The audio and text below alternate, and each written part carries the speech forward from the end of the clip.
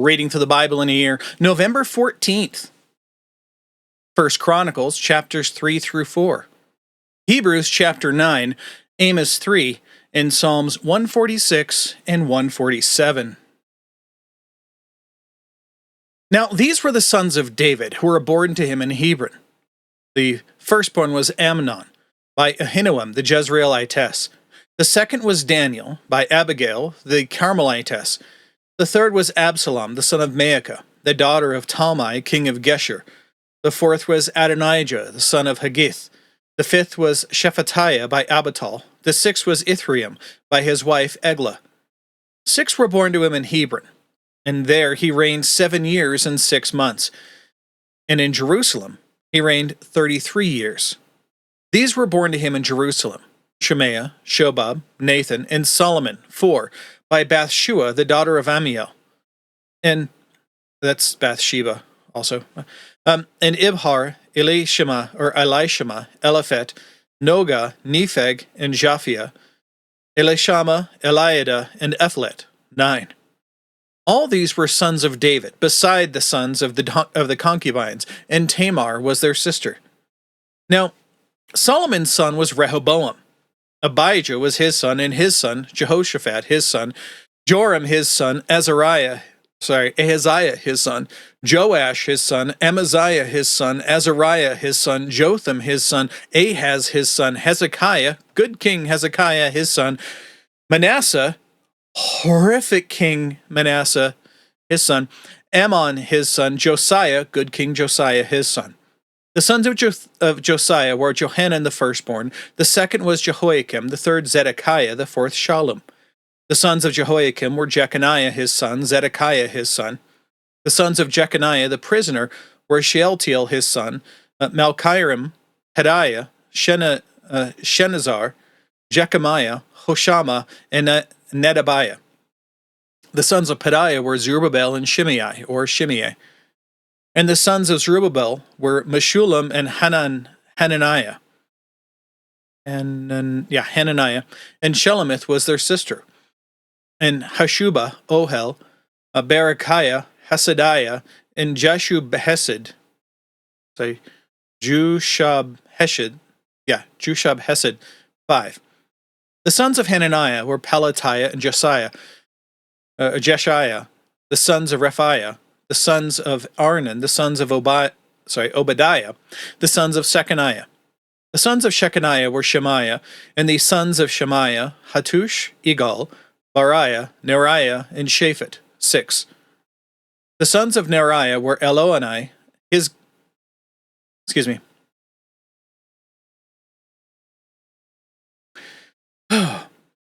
The sons of Neriah were Elonai, Hizkiah, and Azrikam, 3. The sons of Elonai were Hodaviah, Eliashib, Peliah, Akub, Johanan, Deliah, and Anani, 7.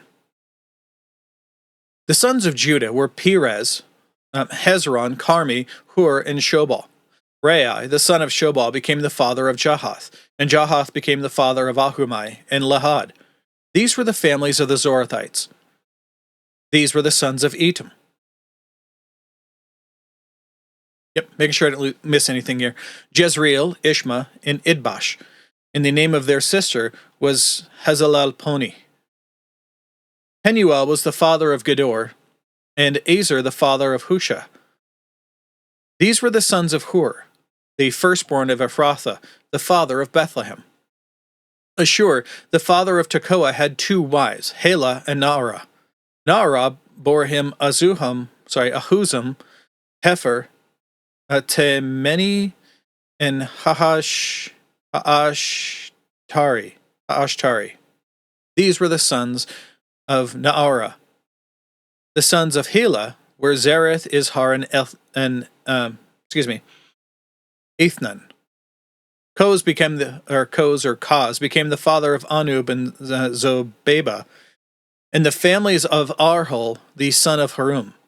Now Jabez called on the God of Israel, skipped ahead. Now Jabez was more honorable than his brothers, and his mother named him Jabez, saying, "Because I bore him with pain."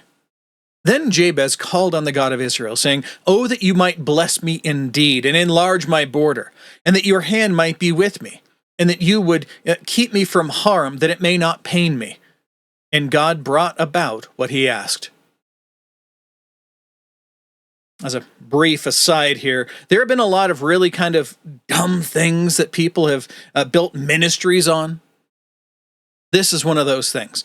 There is man, back in the 90s, there was this entire thing about the prayer of Jabez, and there were books written about it, and it studies, and I don't know if there's a study Bible based on it, but there were whole churches who did like whole sections of things dedicated to the prayer of Jabez. That was it. 2 verses. Verse 11, Caleb the brother of Shuha, became the father of Mehir, who was the father of Eshton. Eshton became the father of Beth Rapha and Paseah, and Tahina, the father of Iranehash. These are the men of Rekah. Now, the sons of Kenaz were Othniel and Sariah, and the sons of Othniel were Hatath and Meonothai. Meonothai became the father of Ophrah, and Sariah became the father of Joab, the father of Ge-Harashim, for they were craftsmen. The sons of Caleb, the son of Jephunneh, were Eru, Elah, and Naam, and the son of Elah was Kenaz. The sons of Jehalelel were Ziph and Zepha, Tiria, and Azarel. The sons of Ezra were Jether, Mered, Epher, and Jalon. And these are the sons of Bithia, daughter of Pharaoh, whom Mered took. And she conceived and bore Miriam, Shemai, and Ishbah, the father of Ishtemoa. His wife bore Jared, the father of Gedor, and Heber, the father of Soko, and Jekuthiel, the father of Zanoah. The sons of the wife of Hodiah, the sister of Nahum, were the fathers of Kala the Garmite, and Eshtemoa the Maacathite. The sons of Shimon were Amnon and Rinnah, Ben-Hanan, and Tylon. And the sons of Ishi were Zoheth and Ben-Zoheth. The sons of Shelah, the sons of Shelah, the son of Judah, were the father of Leka, and Laada, the father of Marishah, and the families of the house of the fine linen workers at Beth Ashbea. And Joachim, the men of Kozeba, Joash, Seraph, who ruled in Moab, and Jashubi Lehem.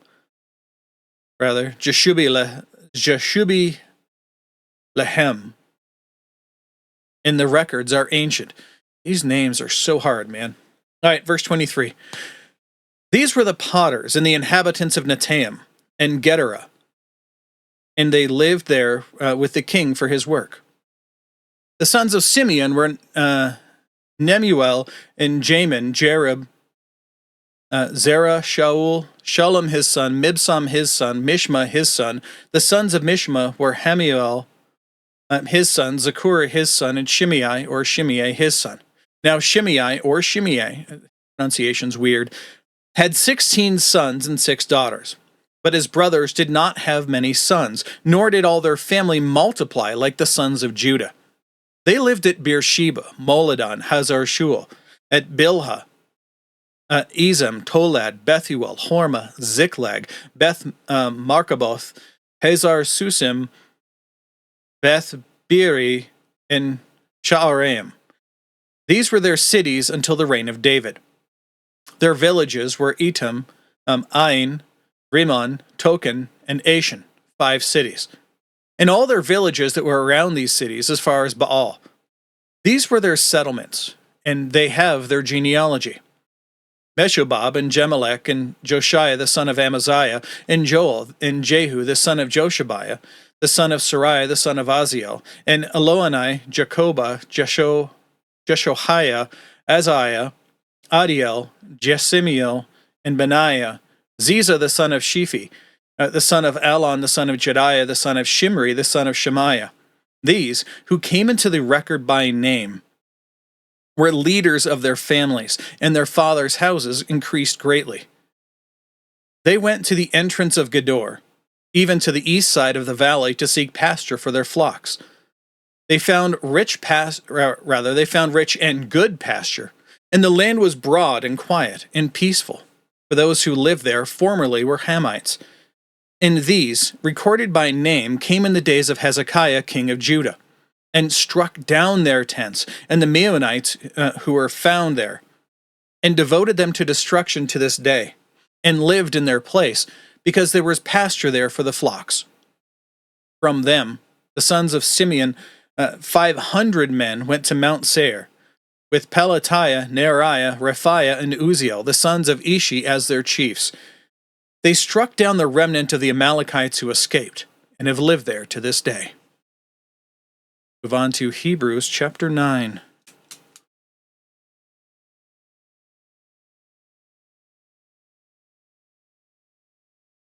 The author of Hebrews continues, "Now, even the first covenant had requirements of divine worship and the earthly sanctuary. For there was a temple prepared, the first part, in which there was the lampstand and the table and the sacred bread, the table of showbread, which is called the holy place. And behind the second veil, there was a tabernacle which is called the Holy of Holies, having a golden altar of incense, and the ark of the covenant covered on all sides with gold, in which was a golden jar holding manna, and Aaron's rod which had budded, and the tablets of the covenant. And above it were the cherubim of glory, overshadowing the mercy seat, which is also the lid. Of these things we cannot now speak in detail. Now, when these things have been so prepared," make sure I don't lose notes here. This is a good section. Verse 6. "Now, when these things have been so prepared, the priests are..." Literally lost my spot. Back to verse 6. "Now, when these things have been so prepared, the priests are continually entering the first part of the tabernacle, performing the divine worship. They enter that first area only. But into the second, only the high priest enters, once per year, not without taking the blood, which he offers first for himself and for the sins of the people committed in ignorance." This is Yom Kippur, the Day of Atonement. Note, it's only intended for sins that were committed in ignorance, the accidental sins of the people that they don't even know that they've committed. That's what's happening. Verse 8, "The Holy Spirit is indicating this. By the way, that way into the holy places has not been manifested, while that first part of the tabernacle is still standing, which is a symbol for the present time. Accordingly, both gifts and sacrifices are offered, which cannot make the worshipper perfect in conscience, since they relate only to food and drink and various washings, requirements for the body imposed until a time of reformation, not the Reformation. But when Christ appeared as high priest of the good things to come, he entered through the greater and more perfect tabernacle, not made with hands, that is to say, not of this creation, and not through the blood of goats and calves, but through his own blood. He entered the holy places once for all, having obtained eternal redemption. For if the blood of goats and bulls and the ashes of a heifer sprinkling those who have been defiled sanctify for the cleansing of the flesh, how much more will the blood of Christ, who through the eternal Spirit offered himself without blemish to God, cleanse your conscience from dead works to serve the living God?" These are these dead works that we perform in order to justify ourselves before God, in order to say, but I'm a good person because I've done all of these other things. Verse 15. "And for this reason, he is the mediator of a new covenant." This is that better covenant. "So that since a death has taken place for the redemption of the trespasses that were committed under the first covenant, those who have been called may receive the promise of the eternal inheritance, from which we have the eternal redemption." Verse 16, for where a covenant is, there must of necessity be the death of the one who made it. For a covenant is valid only when men are dead. For it is never in force while the one who made it lives. Therefore, not even the first covenant was inaugurated without blood. For when every commandment had been spoken by Moses to all the people according to the law, he took the blood of the calves and the goats with water and scarlet wool and hyssop and sprinkled both the book itself and all the people, saying, this is the blood of the covenant which God commanded you. And in the same way, both the tabernacle and all the vessels of the ministry he sprinkled with the blood. And according to the law, one may almost say, all things are cleansed with blood, and without shedding of blood there is no forgiveness. Therefore it was necessary for the copies of the things in the heavens to be cleansed with these, but the heavenly things themselves with better sacrifices than these. For Christ did not enter holy places made with hands, mere copies of the true ones, but into heaven itself, now to appear in the presence of God for us. Nor was it that he would offer himself often, as the high priest enters the holy places year by year with blood that is not his own. Otherwise, he would have needed to suffer often since the foundation of the world. But now once, at the consummation of the ages, he has been manifested, revealed, to put away sin by the sacrifice of himself. One sacrifice for all, meaning for all time. It doesn't have to be done repeatedly. Verse 27, and inasmuch as it is appointed for men to die once, and after this comes judgment, so Christ also, having been offered once to bear the sins of many, will appear a second time for salvation, without reference to sin, to those who eagerly await him. Now Amos chapter 3.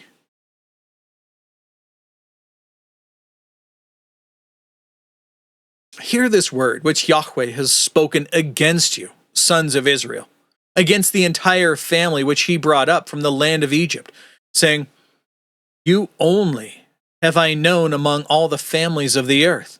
Therefore I will punish you for all your iniquities.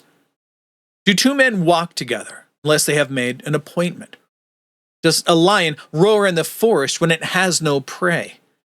Does a young lion give forth its voice from its den unless it has captured something? Does a bird fall into a trap on the ground when there is no bait in it? Does a trap spring up from the earth when it captures nothing at all? If a trumpet is blown into a city or blown in a city, will not the people tremble? If a calamity happens in a city, has not Yahweh done it?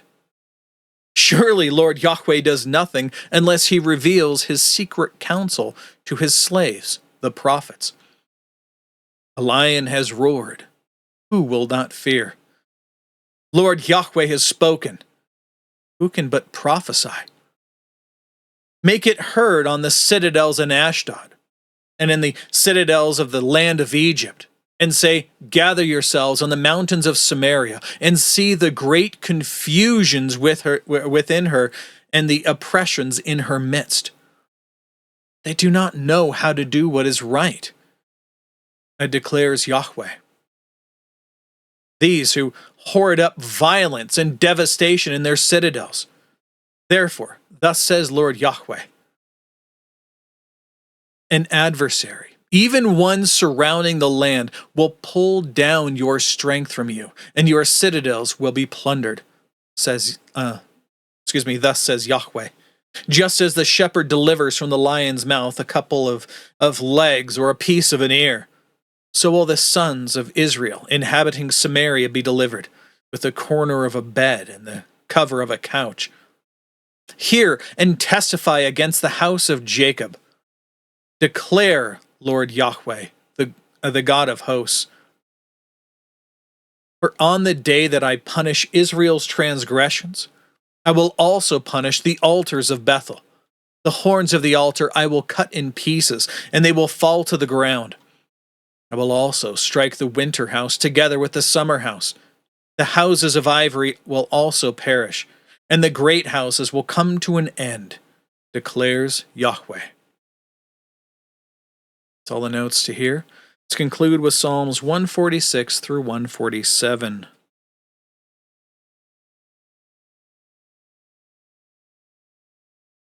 Praise Yah. Praise Yahweh, O my soul. I will praise Yahweh throughout my life. I will sing praises to my God while I have my being. Do not trust in nobles, in merely a son of man, in whom there is no salvation. His spirit departs, and he returns to the earth. In that very day his plans perish. How blessed is he whose help is the God of Jacob, whose hope is in Yahweh his God, who made heaven and earth, the sea and all that is in them, who keeps truth forever, who does justice for the oppressed, who gives food to the hungry. Yahweh sets the prisoners free. Yahweh opens the eyes of the blind. Yahweh raises up those who are bowed down. Yahweh loves the righteous. Yahweh keeps the sojourners. He helps up the orphan and the widow, but he bends the way of the wicked. Yahweh will reign forever. Your God, O Zion, from generation to generation. Praise Yah. Psalm 147. Praise Yah, for it is good to sing praises to our God, for it is pleasant, and praise is becoming. Yahweh builds up Jerusalem. He gathers the outcasts of Israel. He is the one who heals the brokenhearted and who binds up their wounds, who counts the number of the stars. He gives names to all of them. Great is our Lord and abundant in power. His discernment is infinite. Yahweh helps up the afflicted. He brings down the wicked to the ground. Sing to Yahweh with thanksgiving. Sing praises to our God on the lyre. He is the one who covers the heavens with clouds, the one who provides rain for the earth, the one who makes grass to sprout on the mountains, who gives to the animal its food and to the young ravens which call out. He does not delight in the might of the horse. He does not take pleasure in the legs of a man. Yahweh is pleased with those who fear him, those who wait for his loving kindness. Laud Yahweh, O Jerusalem. Praise your God, O Zion, for he strengthened the bars of your gates. He blessed your sons within you. He is the one who sets peace in your borders. He satisfies you with the finest of wheat. The one who sends forth his command to the earth. His word runs very swiftly. The one who gives snow like wool. He scatters the frost like ashes. Who casts forth his ice as fragments. Who can stand before his cold? He sends forth his word and melts them. He causes his wind to blow, and so the waters flow. Who declares his words to Jacob, his statutes and his judgment to Israel? He has not done so with any nation. So as for his judgments, they have not known him, or they have not known them. Praise Yah. That's it for today. That's all the reading and all the notes. God willing, we'll be back tomorrow. Behold the word of the Lord.